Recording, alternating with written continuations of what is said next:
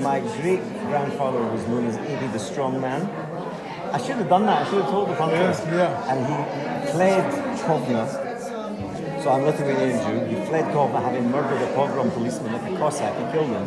A known bully. He threw stones at his window. It's a family story. And the guy came down and my great-grandfather murdered him and paid for passage to America, like many did, and get dropped off in Scotland with the captain of the ship saying, "You're in America now." That's how I ended up in Scotland.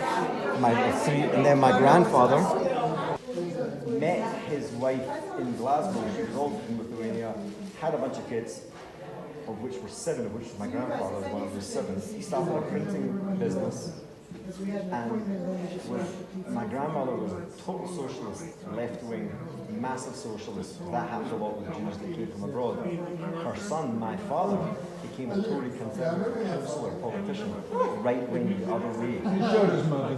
He showed his mother. He went like the whole other way. He was city treasurer of Glasgow, chairman of finance, and when I was young growing up, he diverted funds from the rebuilding of Hampden. It got rebuilt eventually, but at that point, the Scottish Football Association, the European Football Association, the London government, and the Glasgow Scottish government had to put money in, and he pulled out, which caused them all to pull out, because he said the money's better directed to the arts. So he rebuilt the Citizens Theatre with the money. Of course, I go to school, and the football stadium that would have been built isn't built because of my dad, which is in the news. And So it made him very popular. It made me really popular. And they had a picture of him in the front of the Evening Times with a big note, a drawing saying you would think it was his money we were spending.